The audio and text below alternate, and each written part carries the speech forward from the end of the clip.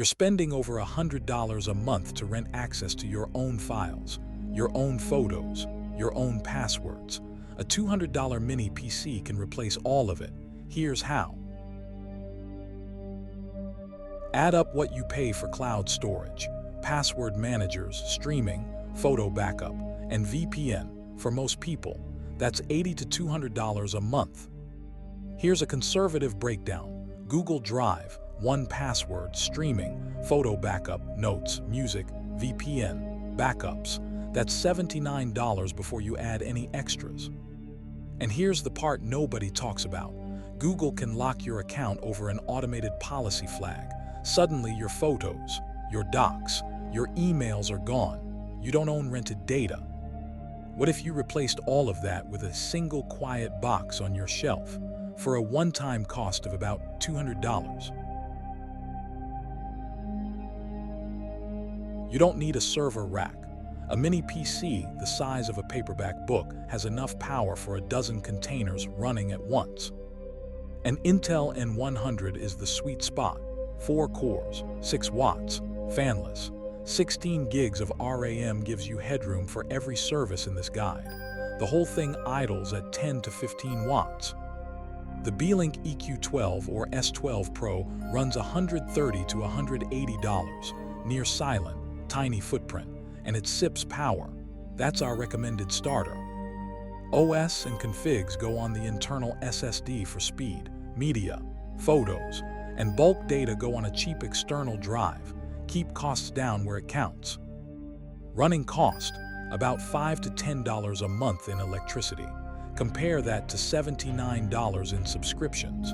You break even by month 3 or 4. We're running Debian 12 because it's stable, minimal, and boring in the best possible way. No desktop environment. You manage everything over SSH.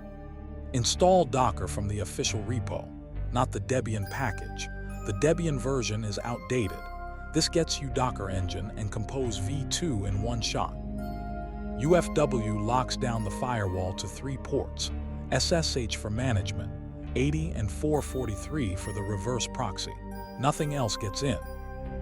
Disable password login over SSH, key-based auth only. Set max auth tries to 3. This stops brute force attacks cold. Create a shared Docker network called ProxyNet. Every service joins this network, so the reverse proxy can reach them by container name. Caddy is our reverse proxy, and here's why.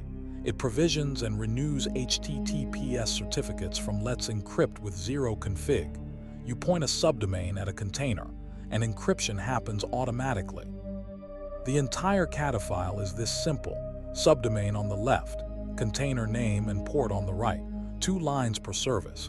Caddy handles TLS, HTTP to HTTPS redirects, and HTTP/3.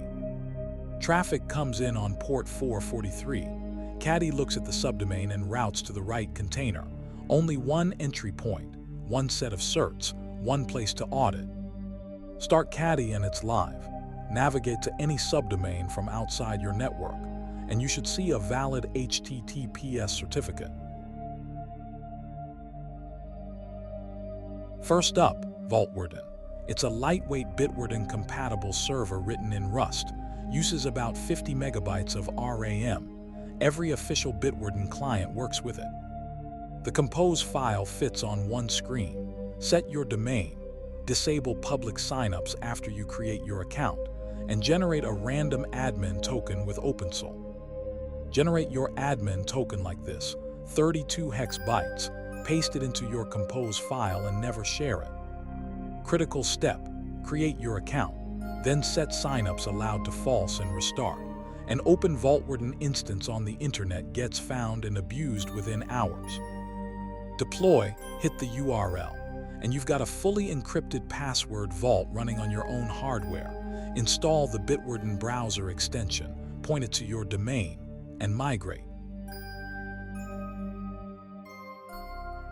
Nextcloud replaces Google Drive, Dropbox, and OneDrive, file sync, calendar, contacts, collaborative editing.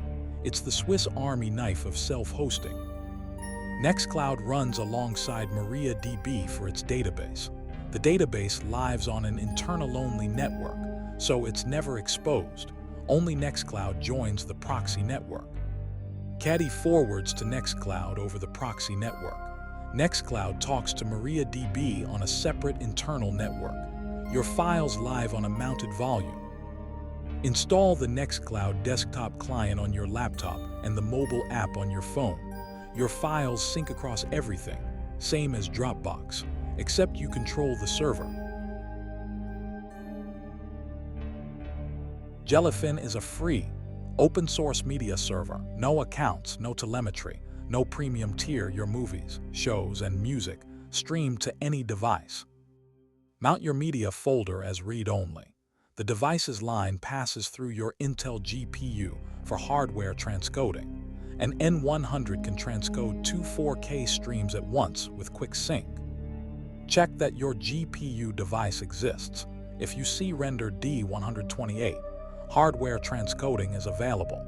This is what saves your CPU from melting during movie night. Jellyfin has clients for iOS, Android, Roku, Fire TV, Apple TV, and web browsers. Stream from your couch or from across the country through your reverse proxy. Immich is the Google Photos replacement you didn't know existed. Auto-upload from your phone, face recognition, map view, search by content, all running on your hardware. Immich runs a server container and a separate machine learning container for face detection and smart search. It also needs Redis and Postgres, all defined in the same compose file. Search your photos by typing dog on beach and it finds them. Face recognition groups your people automatically. All the ML runs locally, no cloud, no scanning your photos for add data. 4 containers, all healthy. Install the Immich app on your phone, point it to your server, and turn on background upload. Your photos start syncing immediately. Navidrome streams your music collection. It's lightweight, runs on about 30 megabytes of RAM, and supports any subsonic-compatible app. Point it at your music folder and it scans everything. Album art, metadata, playlists. Use Symphonium on Android or PlaySub on iOS for a Spotify-like mobile experience. Once your core 5 are running, bolt on extras, outline for notes and wikis, Uptime Kuma to monitor that everything stays healthy. Each one is another compose file in a new folder. Maintenance, about 30 minutes a month. Pull new images, check logs, verify backups. Watchtower can automate the updates if you trust it. The moment your data lives on your hardware, you are the backup team. No backup means your data does not exist, full stop. A cron job runs at 3 a.m. every night. It dumps databases, tars config directories, and ships them to a second drive or a remote target. Duplicati handles encryption and deduplication. The backup script dumps each database to SQL, compresses all config directories, and writes them to your backup drive. Test your restores. A backup you've never tested is not a backup. And remember, RAID protects against a dead drive.